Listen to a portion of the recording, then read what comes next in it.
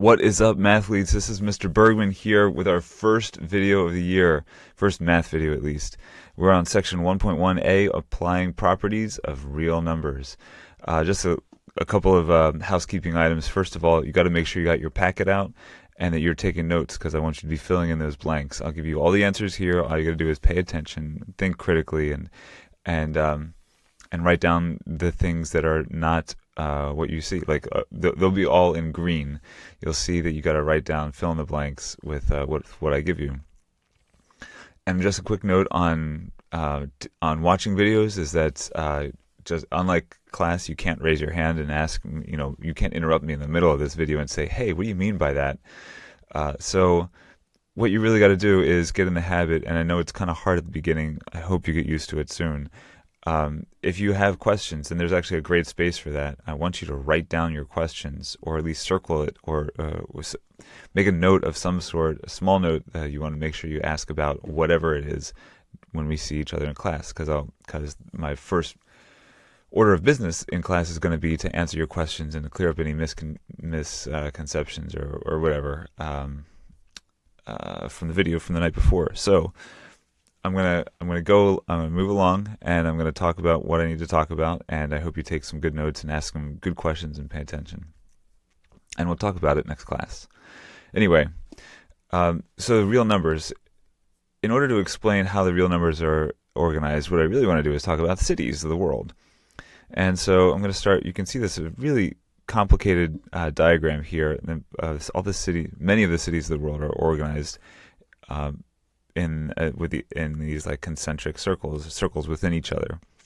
And so I'm going to start right here, and you can imagine like a little kid growing up in Montgomery County somewhere, maybe King of Prussia or Jenkintown or Glenside, and that's all they know for the first couple of years of their life. But they start traveling, and they drive to the city of Philadelphia, Pittsburgh. You can see that in the big circle of Pennsylvania, all of these cities are in Pennsylvania. Philadelphia, Pittsburgh, and Jenkintown, and Glenside, and King of Prussia, they're all in Pennsylvania. Just that some of them are part of a more specific circle in Montco circle right here. But then you can imagine that they start traveling even more and leave the state of Pennsylvania. There's lots of states inside the United States of America, and these cities are in other states. So Los Angeles, District of Columbia, Washington, D.C., New York City, Seattle, they're all in the USA, but they're not in Pennsylvania. They are outside here. So this just represents a broader group of the cities of the world, those that are in the United States. Again, Jenkintown is in the United States of America. It's part of that larger circle. It's just that there's more circles inside circles within circles, or groups within groups. But then maybe this kid gets a passport and they start traveling. They cross the international borders to go into Mexico City and Quebec and Montreal. Again, it's a larger group, and that's not to say that all these cities aren't also in North America. They are. Look, Glenside is in North America, and Pittsburgh is in North America. It's just that we have these circles, these groups within groups that also further distinguish them. And then let's say they want to take a real big trip and actually fly across an ocean outside of North America. This kid visits Paris or Cairo and Sydney and Rio, Beijing. These are all cities of the world, yes, but they're not in North America. I know it's kind of a weird way to distinguish, like, We've been dealing with groups within groups and circles and everything up until now, but I'm just going to go, just for the purposes of explaining numbers, which you'll see in a second. You can see that these are not in North America. And that's kind of how I want to talk about how the numbers, all the real numbers, are organized. And you might say, what are the real numbers? I'll tell you in a second, but it's basically all the numbers that that you've ever been taught in your whole life. I'm going to start small down here in the natural numbers, and you can imagine the necessity of these numbers kind of like, I don't exactly know how they were invented historically, but I'm going to invent a story. Let's say you're a sheep farmer, and you want to count your sheep. Well, you use your fingers, and you say, well, I've got 1, 2, 3 sheep. Boom, there you can see 3 sheep. And all the if you want to count your sheep, you need natural numbers to do it. You can have 1, 2, 3, 4, 5, 6, 7, 8, 9, 10, 11, 12. You can have 50 sheep, 100 sheep. But what happens if there's a plague or a lightning strike and all your sheep die? How many sheep exactly do you have? You need a new number.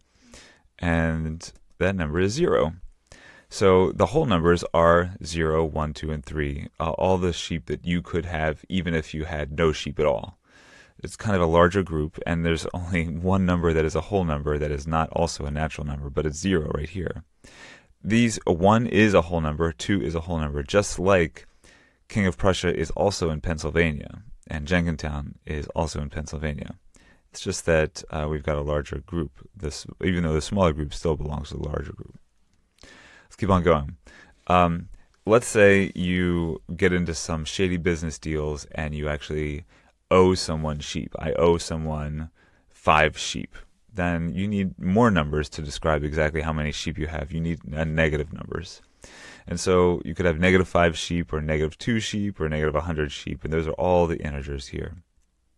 You might be asking, what are these silly letters right here? Well, if you ever get in the habit of having to write down lots of math, which we actually will be doing a significant amount of that, if you ever want to represent the natural numbers instead of writing all of these letters out, what you could do is write a big capital N, and you could even make it fancy, have like this slightly bubbleized N, and that mathematicians all around the world know that this N represents the natural numbers, and this W represents the whole numbers, and integers Z represents this integers.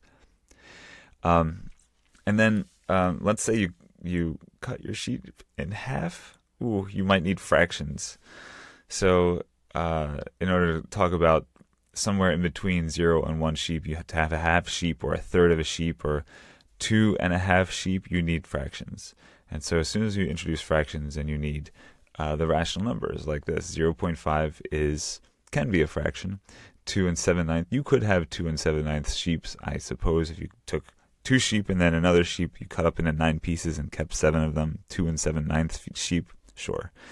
Even this really strange number, 5.3, 1, 2, 1, 2, 1, 2, 1, 2, 1, 2, the bar means the digits go on forever. Technically, through a very complicated process, which we're not going to go into now, you could change this into an actual fraction. That's a rational number. These are all rational numbers, and even 2 is a rational number, and 3 is a rational number, because anything in the small group also belongs to the large group. Now, there are rational numbers, and then there are not rational numbers. They're called irrationals, and these are all numbers that they could that cannot be made into fractions. So square roots are very popular. Like most square roots, if you can't really simplify them any further, we can simplify the square root of 4, it's 2, or the square root of 100, it's 10. But you can't really simplify very easily what the square root of 3 is. It'll give you if you type it into a calculator, it'll give you a very long decimal, and at the end of the day, even the calculator has to round. So you can see here, even the square root of 2 is irrational. There's no fraction. Famously, pi, which is something from geometry, they tried to make it into a fraction. Some really deep thinkers thought about it for a long time, and they thought they had an answer, but in the end they didn't. There's no way that you can turn pi into a fraction like 22/7 or something like that. And then if you take all of these together, then we're talking about all the real numbers. So natural numbers, so here's where you start. You've got to pick up a pencil or a pen and actually start filling in the blanks. What are the natural numbers? I'm not really going to give a definition. I'll just list them all out. The natural numbers are, here they are, folks. Here are all the natural numbers. They are 1, 2, 3, 4. What do you think comes next? This is a red dot question. You can fill in the blank. I'm not going to tell you the answer. I hope, and every video I'm going to have one red dot covering up a number, and at the end of the video I want you to report what that number is, just so I know that you know that we're all paying attention and listening well, and we're not like asleep at the wheel or something. anyway, the dot dot dot represents and follow the pattern and keep on going. So the natural numbers are 1, 2, 3, 4, and follow the pattern, and you'll get to every natural number. Whole numbers, I'm going to describe very similarly. You just start with 0. Here are all the whole numbers. 0, 1, 2, 3, 4, 5, dot dot dot, keeps going. Integer. Integer, I'm going to list out all the integers as well. You can start at 0, 1, 2, 3, 4, 5, keep on going. And then you can also go in the opposite direction. 0, -1, -2, -3, dot dot dot, keep on going. If you could somehow write out the list, then you'd write out all the integers. Notice that there are no decimals. You can have, with integers, you can have negatives, yes, but you can't have decimals. It's not like 2.6 or 5.3. But that's where the next category comes in. A rational number is any number that can be a fraction or a ratio. So, for example, and if you change those fractions into a decimal, they either terminate or they repeat. So, for example, here, this is an example of something that terminates. You can see it stops. You don't. Pi doesn't terminate. Pi keeps on going forever. 3.141592653. It just keeps on going with no end. This ends. This terminates. You can also have something that repeats, like here. 5.3121212121212. It repeats forever, and that's what the bar means. And that's allowed as a rational number because, like I said, through a process that I'm not going to explain right now, you can actually turn that into an exact fraction that would look something like 2 7/9. Even if you took 2 7/9 and turned that into a decimal, you would see it would be a repeating decimal. In fact, 2 plus 7 divided by 9, you can see it repeats 2.777777777, and then at the end of the day, it has to report the very last digit and then round. So it rounded. It would have been 7, but it rounded up to 8. So that's what you can see. Even repeating decimals can be turned into fractions, or yeah. So rationals can a rational number can be a fraction, or the decimal terminates or repeats. And no surprise, irrationals are the ones that can't be fractions. So the decimal neither terminates nor repeats, like pi. Pi does not terminate. Pi does not repeat. It just keeps on going forever. And a lot of these square roots are the same way. A real number is pretty much all the numbers you've ever learned so far. Every number that you know is a real number. It has a location on the number line. It can be you could compare any two real numbers and figure out which one is least or greater than the other. So we're talking about both rational numbers and irrational numbers. And you might hear the word set. Set is just a group or collection. So these are all sets here. The natural numbers are a set. The set of whole numbers, the set of integers, the set of rationals, the set of real numbers. It's just a fancy word for group or collection. All right, so let's talk about, these are all the different categories we have here, from natural all the way up to real. And so 46, yes, is a natural number. It is also a whole number. It is also an integer. It is also a rational. Not irrational, but it is real. Very much like Jenkintown is in Montgomery County. Jenkintown is in Pennsylvania. It is in the United States of America. It is in North America. Not in the not North America category, but it is one of the cities of the world, or at least towns of the world. So you notice that because it's in this smallest category right here, it checks all of these boxes. It doesn't check the irrational one, but it's all the rest, yes. Negative 46, it's not natural, right? It's not in here. It's not in here, but it is in the integers. And then because it's integer, it's also irrational, and therefore, oops, this is wrong. Oh, Berg, we gotta fix this. It's not in the. There you go. All right, so it is integer and rational, and because it's rational, therefore it's not irrational, but it is real. All the numbers we know are real. All of these, spoiler alert, all of these are going to be green check marks because every number we know so far is a real number. 2.3 repeating. It's not natural because you can't count it on your hand. It's not a whole number. It doesn't. It's it's not going to be on this list. It's not going to be on this list. It's not even going to be on this list either. So, but it is rational because it's repeating. The decimal is repeating, and we could therefore turn it into a fraction. All right. So, between these two boxes, it's either going to be rational or irrational. We know it's not irrational. It's definitely rational. And then of course, it's a real number because all of the numbers we have so far are real. Here again, another fraction, another rational number, not on the list of naturals, not on the list of wholes, not even on the list of integers, but it can be made into a fraction. In fact, it is a fraction, and therefore it's not irrational. But like I said, it's going to be a real number. It looks like this decimal terminates 2.7652, and then it ends. Therefore, we could turn it into a fraction. The fraction would be 2 and 7,652 over 10,000. Like, that's a really crazy looking fraction. It would like one of these mixed numbers. But that means it is rational and not irrational, but definitely real. Square root of 5. Not on the square root of 5 is not on this list. It's not on this list. It's not on this list. And it cannot even be made into a fraction. But it is irrational because the decimal doesn't repeat. If you type it into a calculator, it would have to round at the very end. You see there's no decimals. There's no repeats, and it just keeps on going forever, like pi. And therefore, it's going to be irrational. And even irrational numbers are real numbers. This does have a location on the number line. This can be compared to another number. You can see which one is greater or less than.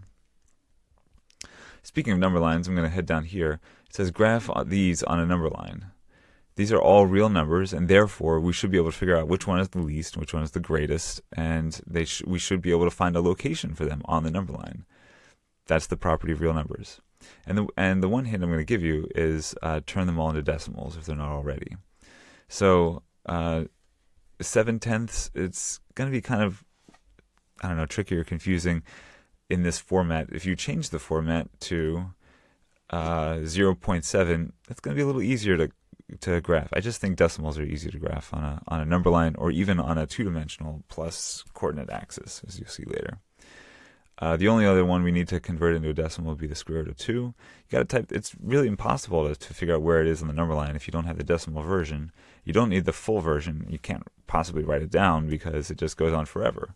But you can type it in a calculator and like this, square root of 2, and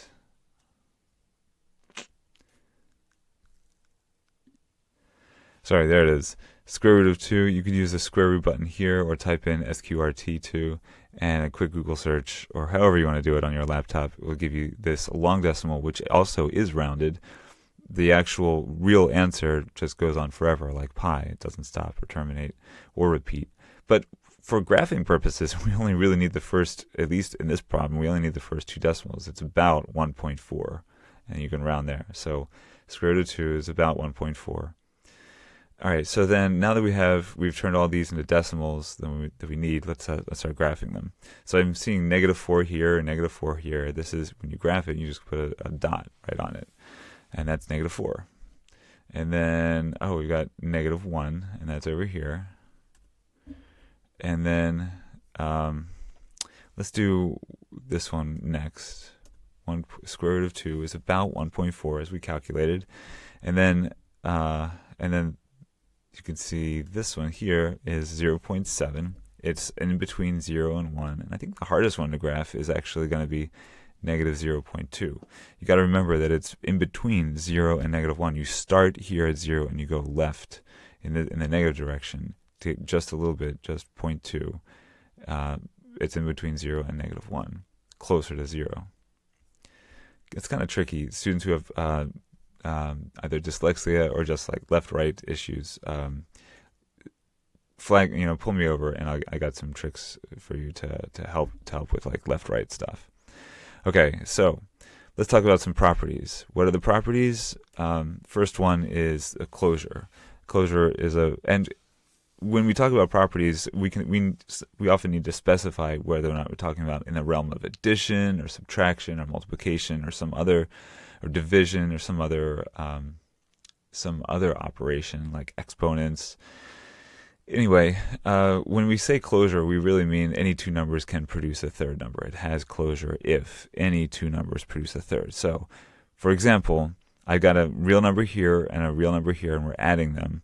When you add these two real numbers, what do you get? You also get a real number. So we can say that the operation of addition has the closure property when we're talking about real numbers. It's often called the closure property of addition. And you know what? Same thing for multiplication. You take a number like 4 and another number like -3, and you multiply them together. What do you get? You also get another real number. Real number times real number equals a real number. It doesn't matter which ones you come up with. They're always going to produce another real number. Which contrast that to, for example, division. I can think of a counterexample over here where it actually doesn't work on division. I can think of the number 12, and when you divide it by 0, you type it into a calculator, you actually get an error. We've chosen to define division so that this produces no answer. And we like that. It's not a problem. It's not like a defect or whatever. It's actually how we want division to work.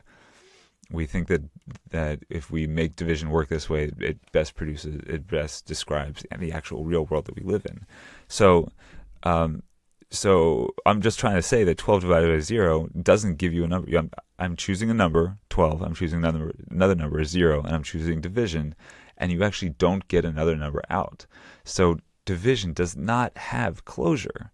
There's no closure property of division. There's a closure property of addition and multiplication, but not for division, because you can't get an answer. You got it right there. All right, so on the calculator it'll say error, and we say as a mathematically when we're talking about it, the vocabulary word is it's undefined, and that's cool. It's okay. It's all right. It doesn't have to be defined all the time. Next property is commutative, which kind of means like the order of the numbers doesn't matter. If you have 5 plus 2, it's really the same thing as 2 plus 5. They're both going to be 7. The order doesn't matter. So there is a commutative property of addition. Same thing in multiplication. You can choose any two numbers you want and then reverse them. Ooh, that shouldn't say 36. That should say 9 times -4. You see, the order doesn't matter. Either whichever side you get, when you calculate them, they're going to be -36. Either way, order doesn't matter. So multiplication is commutative, but not subtraction. For example, 5 minus 1 is +4, and then 1 minus 5 is -4. They are not going to be equal to each other. So therefore, there's no commutative property of subtraction. There is one for addition and multiplication and even some other operations too, but not for subtraction and not for division. Associative property. That means the order of operations doesn't matter. If you have a whole bunch of additions, it's not really going to matter which one you do first or second. Like here, we do the second. On this side, we do the first addition first. 1 plus 2 is 3, and then you do this next, and you get 6. But it doesn't really matter which one you do first. You could do this here. This 2 plus 3 is 5. And then when you add 1, you still get 6. Same thing with multiplication. It doesn't matter which one of these two you do first, whether you do the first multiplication or the second multiplication as your first calculation. It doesn't matter. You're just going to get the same answer on both sides. 2 times 3 is 6 times 1 is 6. 1 times 2 is 2 times 3 again. It's still 6. So the order of these doesn't matter. So we can say that addition is associative, multiplication is associative, but is subtraction? If you do this subtraction first, you get 10 minus 4, which is 6. If you do this subtraction first, you get 5 minus 1, which is 4. So those things are not going to be equal to each other. Subtraction is not associative. Identity. And the identity is, in math at least, is the number that makes no change. So you can see here, you start with 5, you end with 5. That's because you multiplied by 1. 1 is the multiplicative identity. It's the identity when it comes to multiplication. Here, you start with -3, you end with -3. 0 is the identity when it comes to addition. Does subtraction have an identity? Nope. One thing I didn't say when I was explaining identity is that it would have to come either first or second for it to work. And although I do know that 6 minus 0 is still 6, there's no change. If you put the 0 first, then 0 minus 6 doesn't give you 6. It would actually give you -6. So for that reason, there's no identity. Last thing, here we go, is inverse. So the inverse, if there's going to be an inverse property, we have to find two numbers or a pair of numbers that produces the identity. And so what was the identity in multiplication? It was 1. So if you can think of two numbers that when you multiply them together you get 1, then you can say that they're inverses. 5 and 1/5 are inverses when you're talking about multiplication. So the inverse property of multiplication. There's also an inverse property of addition. 9 plus -9 equals 0. And actually, I couldn't think of an easy counterexample without having to explain a whole bunch of math, so I'm going to leave that blank. Hope it's all right. Wow, thanks for paying attention for 26 minutes. I know that was a lot. I want to also throw in an audio check. What's an audio check? It's just to make sure that you got your headphones in or you're listening well. And so I'll just say that who am I around campus? Most people know me. A lot of people know me as a math teacher. A bunch of people know me as an SRC teacher. But my real claim to fame is I'm the stroller guy. I go to school with my kids without a car, but in strollers and bikes. So that's your audio check. Thanks. You can write your audio check here just in case it, and I'm going to ask you about it in just a second, like right now. I'll see you in class.